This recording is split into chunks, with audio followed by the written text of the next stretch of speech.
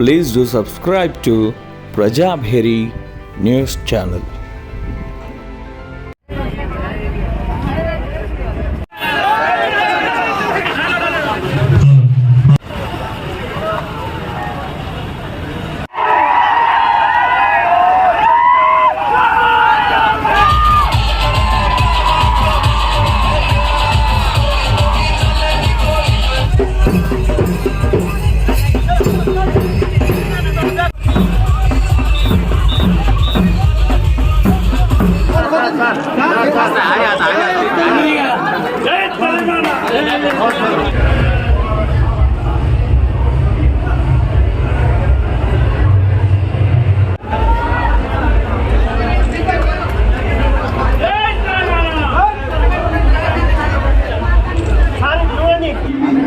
Chairman Bashir साहब RCO,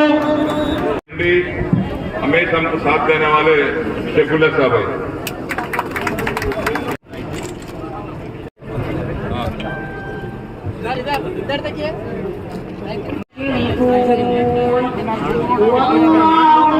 इससे लाखों हजारों फॉलोअर्स हैं हमारे ऑनरेबल स्पीकर।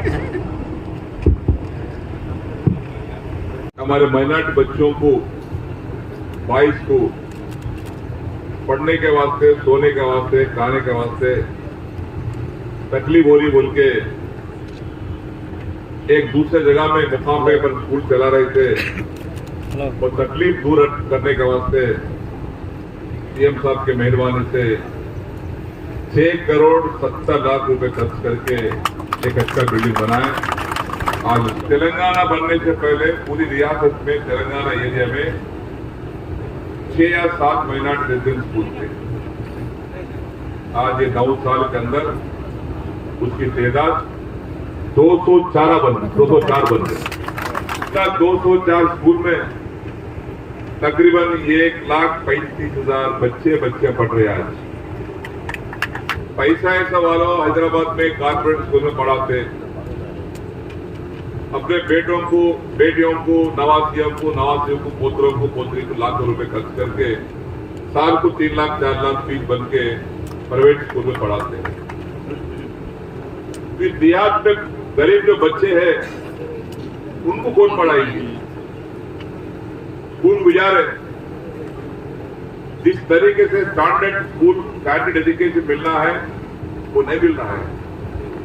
जब स्टैंडर्ड एजुकेशन नहीं मिल रहा है तो पोचाराम श्रीनिवास रेड्डी की नवासी या पोतरा पोतरी वहां कॉर्पोरेट स्कूल में पढ़ के, डिग्री पढ़ के, इंटरमीडिएट पढ़ के अगर कोई नौकरी का इंटरव्यू मिला आया तो हमारे बच्चों की नौकरी मिलती। क्यों? वहां मार्क्स ज्यादा आते तो बात होते। देहात में जो गरीब के बच्चे बच्चियां जो देहात में रहते उनको पढ़ाई सही तरीके से रहने से वो कॉम्पिटिशन एग्जाम में बर्दाश्त नहीं होते, फिर फेल हो जाते, नौकरियां नहीं मिलते। उसी वजह से आज माइनॉरिटी रेजिडेंट स्कूल जैसा 204 बनाए। आज जुमला पूरे रेजिडेंट स्कूल मिला के 1016 स्कूल थे इस रियासत में। सीएम साहब है, हिंदुस्तान में उन्हें मशहूर हो गए। सब लोग देख रहे तेलंगाना तरफ, तेलंगाना सीएम का जैसा सीएम होना बोल के हर एक रियासत कोशिश कर रही है। ऐसा सीएम कहीं नहीं है। अगर कोई लीडर है जो सारे कौमों को एक साथ देखना चाहते हैं, सारे कौमों को तरक्की दिलाना चाहते हैं तो हमारे महान और महात्मा लीडर केसीआर साहब। जैसे स्कूल जो नजर आ रहे हैं, हमने आजाद होकर 70-77 साल हो चुके हैं, पर हमें हुकूमत 9 साल पहले 2014 में मिली। और हिंदुस्तान आजाद होने के बाद अगर कोई पार्टी बनी है एक मकसद के लिए, एक इंसाफ के लिए, तो वो टीआरएस पार्टी थी जो आज बीआरएस पार्टी बनी है। जो भाईचारगी देख रहे हैं सारे हिंदुस्तान के लोग, जब तेलंगाना आते हैं तो ये बात कहते हैं कि साहब अगर कहीं गंगा जमुना तहजीब नजर आती है वो तेलंगाना में नजर आती है। तेलंगाना के अंदर जो हमारे ऑनरेबल सीएम साहब ने तेलंगाना बनने के बाद हर कौम के साथ बहुत बड़ा इंसाफ किया, उसके साथ साथ मुसलमानों के साथ भी इंसाफ किया। सीएम साहब तेलंगाना बनने के बाद एक बात कही कि जब तक जिस कौम को तालीम नहीं दी जाती है वो कौम तरक्की नहीं कर सकती। इसलिए उन्होंने 2 साल के अंदर 204 रेजिडेंस स्कूल कायम किए और उसी से हमारा सिलसिला तालीम का शुरू हुआ कि मुसलमान रेजिडेंस स्कूल में नहीं पढ़ते, खासतौर से हमारी लड़कियां रेजिडेंस स्कूल को नहीं जाते। महाराज अल्लाह के फजल करम से 1,40,000 हमारे लड़के और लड़कियां तालीम हासिल कर रहे हैं, उसमें 58,000 हमारी लड़कियां तालीम हासिल कर रही है। लड़की का तालीम देना एक खानदान को तालीम देने के बराबर है। इतनी खिदमत इन्होंने की है, मैं समझता हूँ हिंदुस्तान में कोई फॉर्मर लीडर इतनी खिदमत नहीं किया। साबिका दौर में तेलुगु देशम हुकूमत थी, कांग्रेस हुकूमत थी। हमारे हैदराबाद में हम गंडीपेट जाकर 2 नफिल नमाज पढ़कर दुआ करते थे बारिश के लिए। आप देखिए 9 साल से देखिए अल्लाह की रहमत बरसते चले। इंसाफ करने वाला कोई लीडर है वो केसीआर साहब।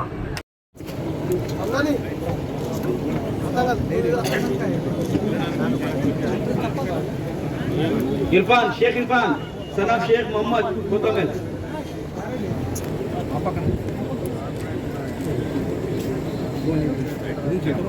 नेक्स्ट शेख हुसैन, शेख शोएब हुसैन, दोमल की शेख हुसैन।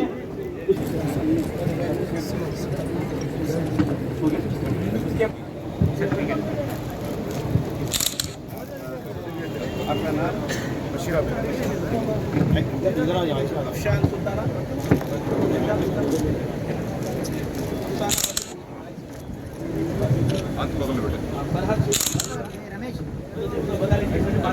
सब लोग आप पकड़ खुद बताओ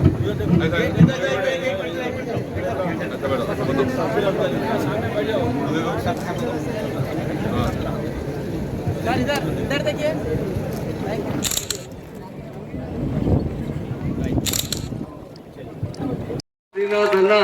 जिस तरह अपना बाप अपने बेटे को आशीर्वाद देता है, हमेशा मुझे इसी तरह आशीर्वाद देते हैं। मैं यही कहूँगा हमारा आपका साया हम पे हमेशा कायम रहे। यही नहीं, बांसवाड़ा नहीं, हमारे असम्बली में भी बहुत हमेशा आशीर्वाद रहता है और बहुत मुझ पर मेहरबान रहते हैं। मैं दिल से गहराई से शुक्रिया अदा करता हूँ। आज यकीनन मुझे फख्र होता है कि दुनिया में बहुत कम लीडर ऐसे होते हैं जो लोगों की खिदमत से खुश होते हैं। और यकीनन हमारे चीफ मिनिस्टर साहब, मैं समझता हूं हिंदुस्तान आजाद होने से पहले 1 सदी में गांधी जी पैदा हुए थे, जो 18वीं सदी में और 19वीं सदी में पैदा हुए वो केसीआर साहब। ये हमेशा गांधी जी भी यही सोचते थे कि हमारा हिंदुस्तान एक सेकुलर इंसान होना चाहिए। उनसे आजादी के वक्त किसी ने पूछा कि आप हिंदुस्तान को कैसा देखना चाहते हैं, तो उन्होंने कहा हमारे उमर फारूक रज़ी अल्लाह अन्हु के जमाने में जिस तरह हुकूमत हुई थी, इंसाफ हुआ करता था, उसी तरह वही इंसाफ मैं हिंदुस्तान में देखना चाहता हूँ।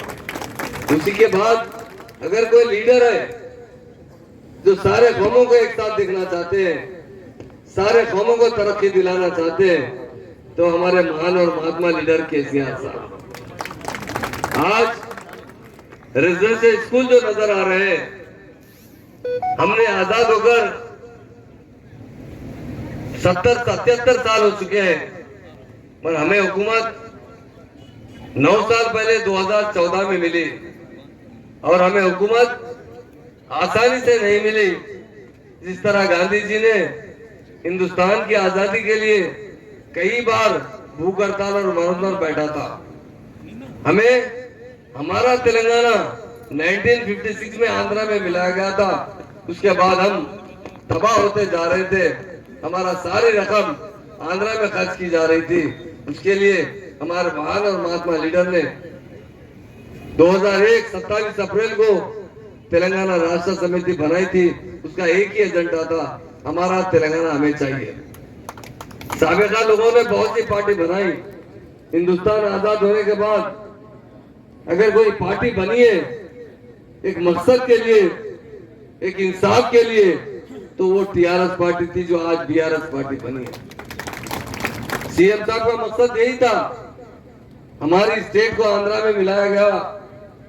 जब से आपके साथ मुसलसिल नाइंसाफी होती आ रही है, मुसलमानों के साथ और सारी कमेटी के साथ हमें इंसाफ चाहिए, तो सबसे पहला हमारी स्टेट हमें चाहिए।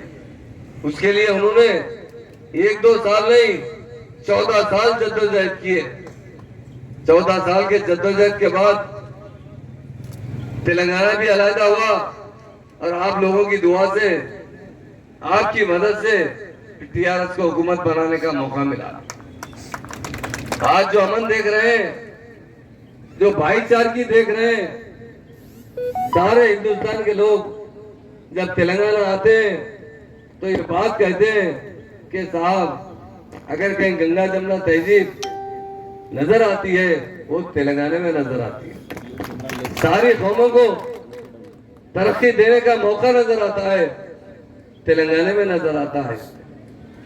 तेलंगाना के अंदर जो हमारे आनेबल सीएम साहब ने तेलंगाना बनने के बाद हर कौम के साथ बहुत बड़ा इंसाफ किया, उसके साथ साथ मुसलमानों के साथ भी इंसाफ किया। रेजिडेंशियल स्कूल हमसे पहले लोगों ने यहाँ 50 साल हुकूमत की, कभी मुसलमानों तक को तालीम से नहीं नवाजा। सीएम साहब तेलंगाना बनने के बाद एक बात कही कि जब तक जिस कौम को तालीम नहीं दी जाती है वो कौम तरक्की नहीं कर सकती। इसलिए उन्होंने 2 साल के अंदर 204 रेजिडेंशियल स्कूल कायम किए और उसी से हमारा सिलसिला तालीम का शुरू हुआ। लोगों ने उस वक्त मुखालिफत की कि मुसलमान रेजिडेंशियल स्कूल में नहीं पढ़ते, खास तौर से हमारी लड़कियां रेजिडेंशियल स्कूल को नहीं चाहते। महाराज अल्लाह के फजल करम से 1,40,000 हमारे लड़के और लड़कियां तालीम हासिल कर रहे हैं, उसमें 58,000 हमारी लड़कियां तालीम हासिल कर रही है। लड़की का तालीम देना एक खानदान को तालीम देने के बराबर है। मर्द आदमी तो मेहनत के लिए, रोजी के लिए तालीम हासिल करते हैं, मगर जो लड़की होती है एक दिन माँ बनती है, उसका एक ही मकसद होता है मेरे बच्चे अच्छी से अच्छी तालीम हासिल करें। दुनिया में 2 इंसान होते हैं जो खुशी मनाते हैं दूसरों के बारे में, वो एक होते हैं माँ बाप अपनी औलाद की तरक्की के लिए, उसके बाद होते हैं टीचर अपनी स्टूडेंट की तरक्की के लिए। इसलिए मैं टेम्बरीज के तमाम जिम्मेदारों को मुबारकबाद देता हूँ। आज मैं बांसवाड़ा में खास तौर से जो आपका कोटागिरी रेजिडेंशियल स्कूल का मुझे श्रीनाथ अन्ना ने जो मेरे बड़े भाई है उसके फाउंडेशन के लिए बुलाया था। आप जानते हैं 14 महीने में इतनी बड़ी बिल्डिंग तैयार होना ये आसान काम नहीं था। इसके लिए 6 करोड़ से ज्यादा खर्चा किया गया। आप बताइए, बड़े बुजुर्ग यहाँ मौजूद है, साबिका हुकूमत ने कभी हमारे बारे में सोचा क्या? मैं पूछना चाहता हूँ, हमारी तरक्की के बारे में सोचा क्या? मैं पूछना चाहता हूँ, कभी नहीं। आप जानते हैं साबिका दौर में क्या होता था? फिसादात हुआ करते थे, झगड़े हुआ करते थे। 2014 से पहले सीएम साहब जब मूवमेंट चलाए तो कई लोगों से उनसे पूछा, उनके साथ मैं भी रहा करता था। जब दिल्ली जाते थे, जिन जिन के पार्टी के लोग पार्लियामेंट में नुमाइंदगी करते थे, शाम में खाना देते, फ्रूट्स देते। एक एक बच्चों के ऊपर मेरे पास एक हमारे बांसवाड़ा में एक बहन आई थी, एक 4 साल 5 साल नीचे। उनकी बयान ये थी, साहब मेरे बच्ची को रेजिडेंशियल स्कूल में दाखिल किया, पर दाखिल करते जब मैं डरा बच्ची कौन देखने वाले, कैसे रहते, कैसे पढ़ती, कैसे रहती, बोले डर से भैया साहब। आज मैं जाके संडे है बेटी घर को आ बोले तो बेट मैं घर को नहीं आता, मैं यहीं रहती हूँ भाई। वो दुबली थी, आज अच्छी मोटी बन गई साहब लोग। आज खाना अपन घर पे भी नहीं खाते, उतना क्वालिटी खाना खिला। क्यों? इन्हों कौन है? रियासत के प्रॉपर्टी है। बच्चे जो है ना, रियासत के जायदाद है इन लोग, मिल्कियत है। इनको अच्छा देखना है। ये वो कौम का, ये कौम का नहीं है।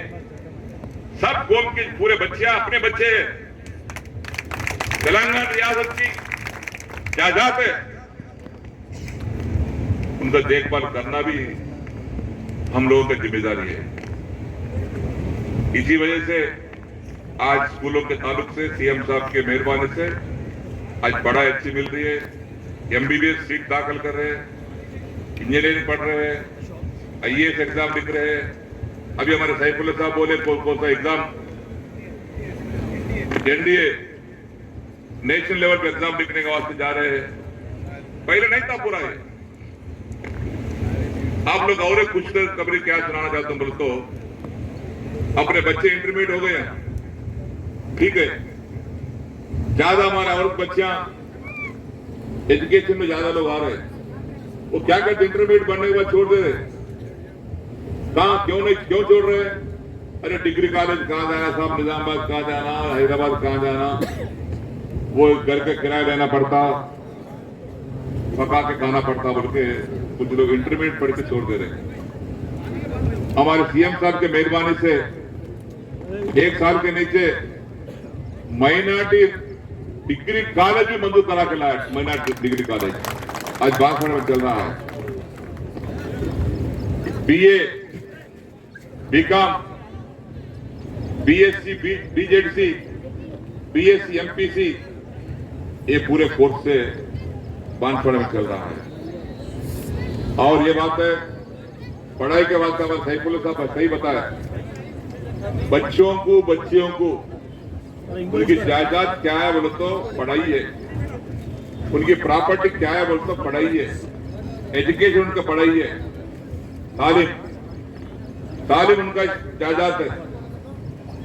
उनको एक पैसा खर्च नहीं होता, सब गवर्नमेंट देखभाल करती है, इंटरमीडिएट तक देखभाल करती है और डिग्री कॉलेज भी बना दे। वहां पे भी गवर्नमेंट कॉलेज है, फीसेस नहीं लगते, फ्री में एजुकेशन दिलाते हैं। ये ऐसा है। और हमारे बहुत हमारे दोस्त को पकड़ के 1000 घर बना दिए। 1000 घर बना दिए तो बांसवाड़ा में प्रॉपर में मुस्लिम की तादाद जैसा कोटगिरी में ज्यादा है, वहां पे भी ज्यादा है। 1000 घर में बन के दिए घर में माइनॉरिटी वालों को 12% रिजर्वेशन रहता, 12%, 12%। रुको जरा, गड़बड़ कर रहे हैं आप। बाबू रोको जी, मुझे जुबेर रोको। 12% की जगह 43% दिया। 1000 घर में 430 घर माइनॉरिटी लोगों को दिया हमें। अब यहाँ पे भी यहाँ कोटगिरी में भी तादाद ज्यादा है, वो 34 पे। और जाति जगह में बनने के वास्ते 50 एक बार, 10 एक बार, 5 एक बार, जुमला ये 13 घर मिला के 93 घर दिए कोटगिरी प्रॉपर में। जुमला 400 घर मंजूर हुआ तो उसमें तकरीबन 100 घर 25% माइनॉरिटी दिया गया है। हर एक देहात में भी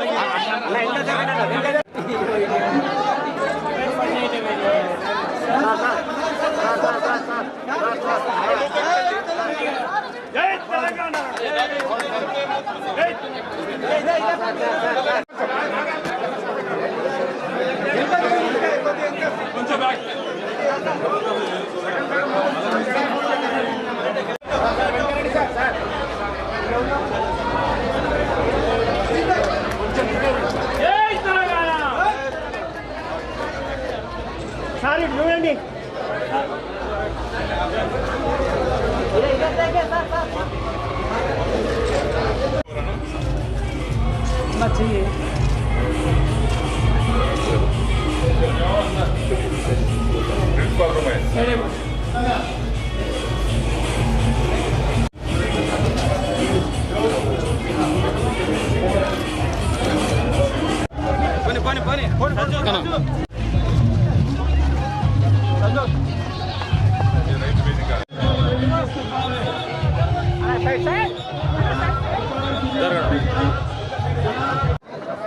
आज के इस रंगारंग तकरीब में मेहमान खुसूसी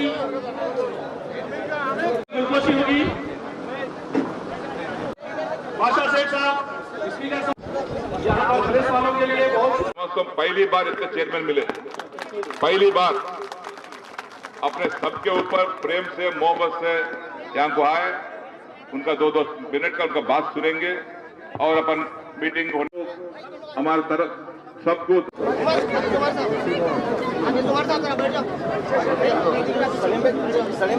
प्रोग्राम का आगाज होगा।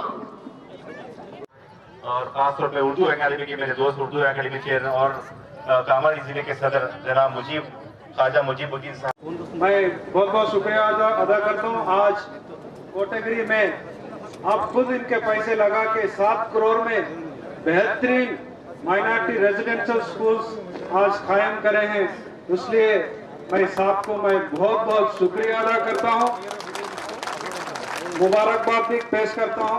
ये स्कूल का बिल्डिंग इंटरनेशनल स्टैंडर्ड्स में है। आज एक पेड़ लगाए हैं, इंशाल्लाह ये स्कूल कॉलेज से हमारे बच्चे, माइनॉरिटीज बच्चे, नॉन माइनॉरिटीज बच्चे डॉक्टर्स, इंजीनियर्स बनेंगे।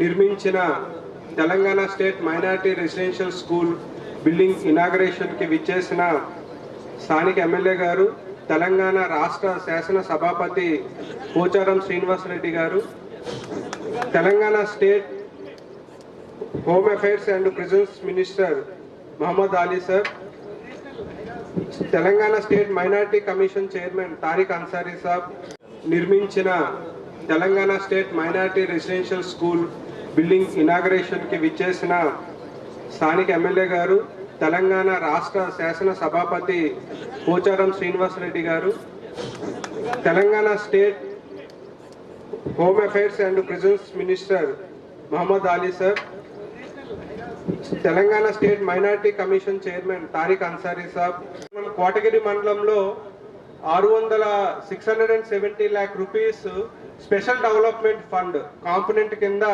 స్పీకర్ సార్ శాంక్షన్ చేయించిన Telangana state minority residential institution inauguration అనేది చేసుకున్నాము. సార్ సెక్రటరీ సార్ చెప్పినట్లుగా మనకి ఇన్స్టిట్యూషన్ లోపల కూడా బయట చూస్తే ఆ స్టాండర్డ్స్ అనేది ఏ ప్రైవేట్ స్కూల్ కూడా అలాంటి స్టాండర్డ్స్ అనేది ఉండదు. ఇన్సైడ్ లో మేము కూడా ఏవైతే ఫెసిలిటీస్ ప్రొవైడ్ చేశారో పిల్లలందరూ కూడా చదువుకోవడానికి, అదే విధంగా రెసిడెన్షియల్ గా ఉండడానికి కూడా అన్ని రకాల సదుపాయాన్ని క్రియేట్ చేయడం జరిగింది. మన జిల్లాలో చూసుకుంటే మన జిల్లాలో 17 మైనారిటీ స్కూల్ కమ్ కాలేజెస్ ఉన్నాయి, అదే విధంగా 2 మైనారిటీ రెసిడెన్షియల్ కాలేజెస్ కూడా ఉన్నాయి. టోటల్ గా 7200 స్టూడెంట్స్, ముస్లిం స్టూడెంట్స్ మన జిల్లాలో చదువుకుంటున్నారు ఈ కాలేజెస్, ఇన్స్టిట్యూషన్స్ లో.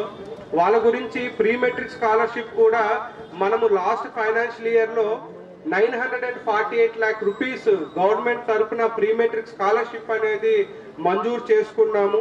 అదేవిధంగా ఓవర్సీస్ మనకి బయట దేశాలకి వెళ్ళి చదువుకోవడానికి కూడా ఓవర్సీస్ స్కాలర్షిప్ పరిధిలో మనము 6 స్టూడెంట్స్ కి ఈచ్ స్టూడెంట్ కూడా 20,60,000 రూపీస్ అనేది మనము ఇవ్వడం జరిగింది.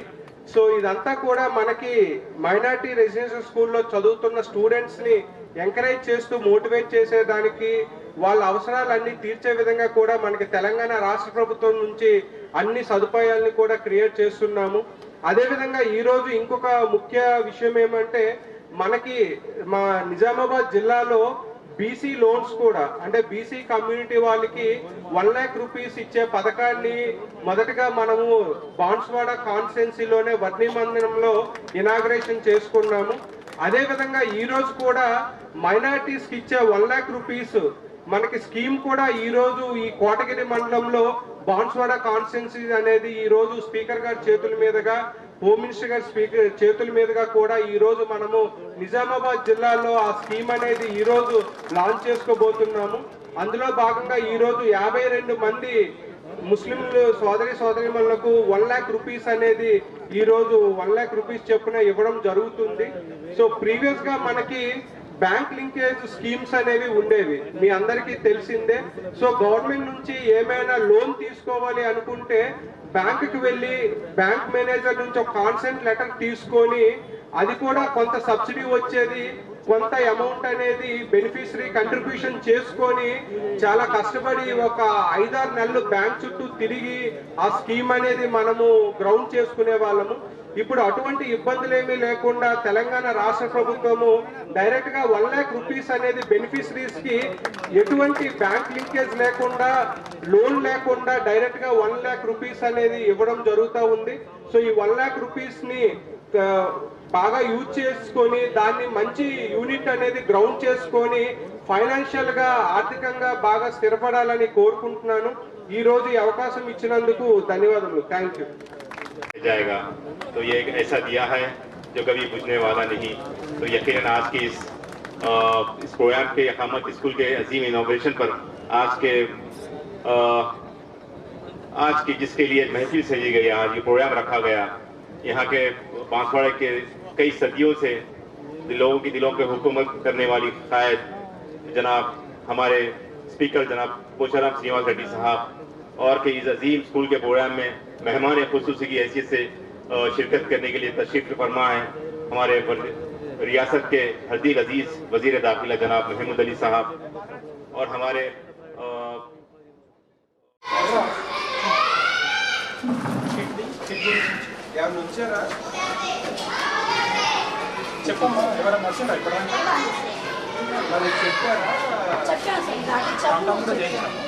చూడండి మరి 8 మాత్రము ఎవరన్నా పర్టికులర్ చేస్తారు అంటే ఇప్పుడు మీ పరిధిలో ఎవరు ఎండు వాటర్స్ ఎవరు లేరా అంటే ఓటు లేదు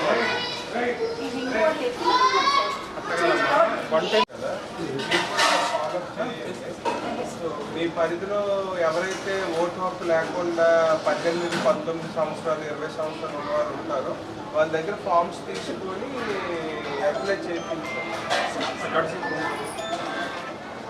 సో ఇప్పటికైతే ఎవరు రాలేదు, బట్ మీరు అందరికీ చెప్పారు. అన్ని ఫామ్స్ ఉన్నాయా?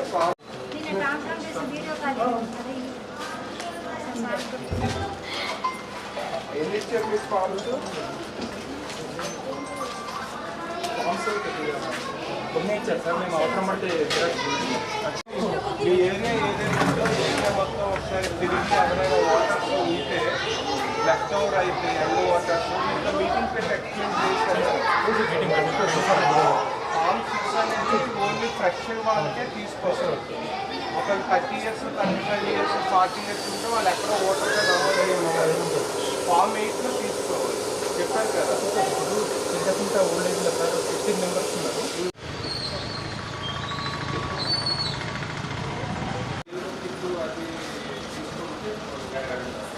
ఆ ఫామ్ ఇచ్చారా?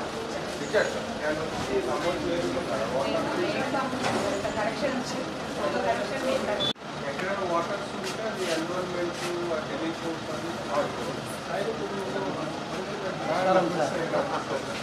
తీసుకోండి. వాళ్ళ దగ్గర డెత్ సర్టిఫికేట్ ఉంటే డెత్ సర్టిఫికేట్ కూడా కలెక్ట్ చేసి డిలీట్ చేసింది. అన్నెసరిగా చెప్తున్నారు. మీరేనా? ఎంతమంది ఉన్నారు బాబు చనిపోయిన వాళ్ళు? సీజన్ కాబట్టి డెత్ సర్టిఫికేట్ తీసుకొని డిలీషన్స్ చేసింది. ఎవరైతే ఎన్రోల్మెంట్ కావాలో యంగ్ ఓటర్స్కే 18, 19 సంవత్సరాలు ఉన్నదే ఫామ్ 6 తీసుకోండి. మీరు తహసీల్దార్ చెప్పారా? 40 సంవత్సరాలు